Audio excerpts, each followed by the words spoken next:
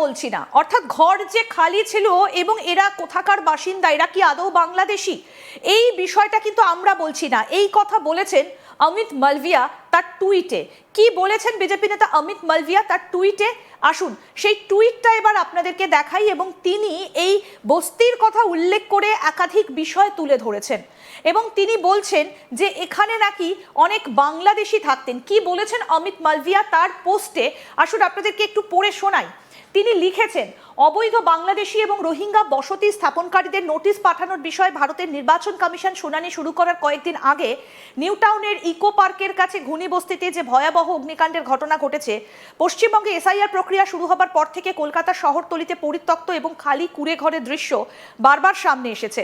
এটা একটা উন্মুক্ত গোপন বিষয় যে বাংলাদেশ থেকে আসা বেশ কয়েকজন লোক ঘুনি বস্তিতে বসতি স্থাপন করেছিলেন, সেখানে এখন এই ভয়াবহ আগুন লেগেছে। প্রতিবেদনে দেখা গেছে যে অনেক বস্তিবাসী ইতিমধ্যেই তাদের ঘরবাড়ি তালাবন্ধ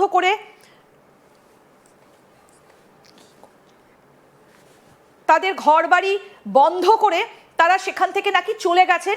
সেই কথাও কিন্তু আমরা দেখতে পাচ্ছি যে এখানে অমিত মালভিয়া তার পোস্টে লিখেছেন। কি বলেছেন? যে সীমান্ত অতিক্রম করে বাংলাদেশে প্রবেশের জন্য চলে গিয়েছিলেন আর মাত্র কয়েকজন বাকি ছিলেন। আগুনের তীব্রতা সত্ত্বেও জরুরি ভিত্তিতে দমকল বাহিনী মোতায়েন করা হয়নি, যা গুরুতর প্রশ্ন উত্থাপন করে। খসড়া ভোটার তালিকা প্রকাশের পর এই এলাকা থেকে হাজার হাজার নাম বাদ দেওয়া হয়েছিল। এই স্পষ্ট বাদ পড়াগুলিকে ঢাকতে এবং ভোটার তালিকায় তাদের পুনর অন্তর্ভুক্তির সুবিধার্থে ব্যাপকভাবে বিশ্বাস করা হচ্ছে যে টিএমসি এই আগুনের পরিকল্পনা করেছিল।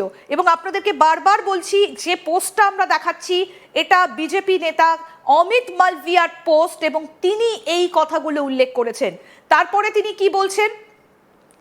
এটা স্পষ্ট যে বাদ পড়া এলাকাগুলিকে ঢাকতে এবং ভোটার তালিকায় তাদের পুনর অন্তর্ভুক্তির সুবিধার্থে ব্যাপকভাবে বিশ্বাস করা হচ্ছে যে টিএমসি এই আগুনের পরিকল্পনা করেছিল।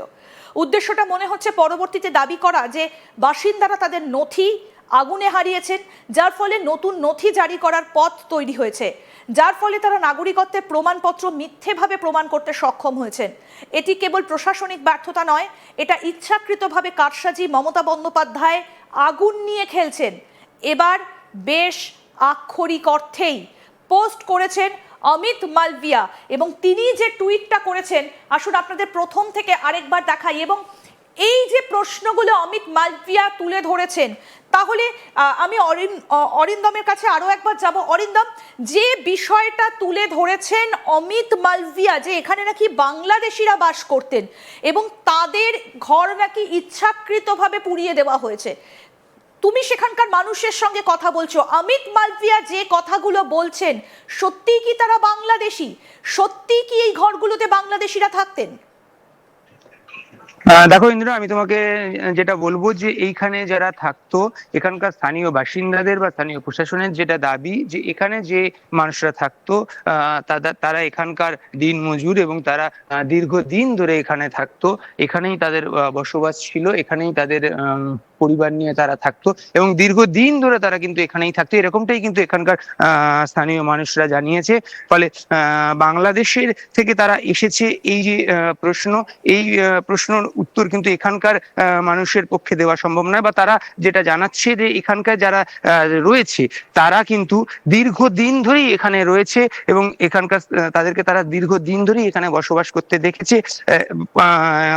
এর ফলে তারা এর আগে কোথায় ছিল বা কোথা থেকে এসেছে সে বিষয়টা কিন্তু তারা সেভাবে জানাতে পারছে না। ইন্দিরা, কিন্তু এখন প্রশ্ন হচ্ছে অরিন্দম, এই যে ঘরের ভেতরে আমাদের প্রত্যেকের ঘরেই আমাদের ভোটার কার্ড রয়েছে, আধার কার্ড রয়েছে, রেশন কার্ড রয়েছে, এদের ঘরেও নিশ্চয়ই সেটা ছিল, তাহলে সেগুলো নিয়ে কি তারা বেরোতে পেরেছিলেন? যদি তারা না নিয়ে বেরোতে পারেন তাহলে সেগুলোর কি হবে? এই যে অমিত মালভিয়া টুইটে স্পষ্ট করেছেন যে টিএমসি নাকি এই কাজটা করেছে এবং টিএমসি কথাটাই টুইটের মধ্যে উল্লেখ করা রয়েছে। আমি সেই কারণেই তোমার কাছ থেকে আরো জানতে চাইছি যে অমিত মালভিয়া টিএমসি শব্দটা উল্লেখ করেছেন যে এটা নাকি ইচ্ছাকৃতভাবে করা হয়েছে।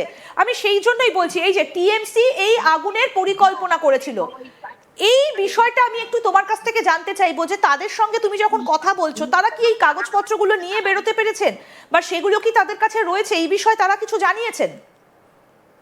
দেখো, এখানকার স্থানীয় মানুষদের সঙ্গে আমরা কথা বলেছিলাম।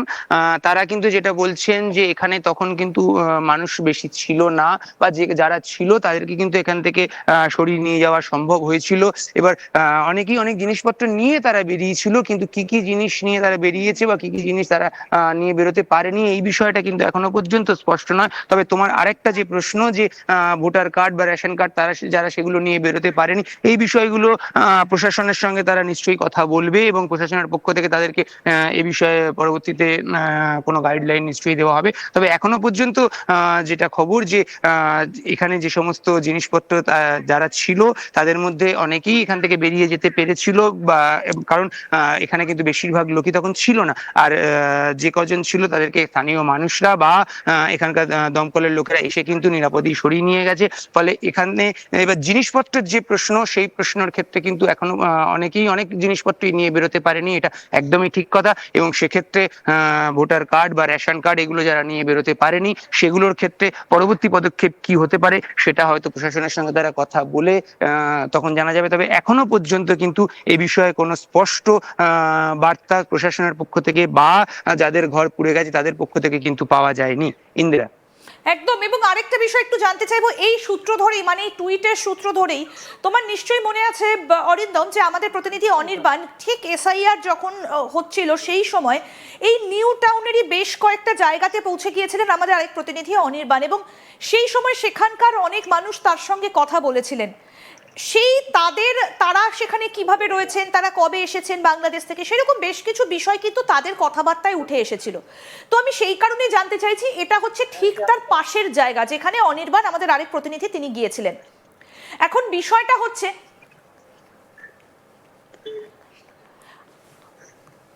এখন প্রশ্ন হচ্ছে যে তাহলে এরা কি এই ঘর থেকে চলে গিয়েছিলেন, ঘর কি বন্ধ ছিল, সেটাও কিন্তু একটা প্রশ্ন উঠছে। ইন্দিরা, আমি তোমাকে যে জিনিসটা আবারও বলবো, যে এখানে স্থানীয় মানুষরা যেটা জানিয়েছেন, যে এখানে কিন্তু মানুষ বসবাস করতো, এখানে মানুষ দীর্ঘদিন ধরেই বসবাস করতো।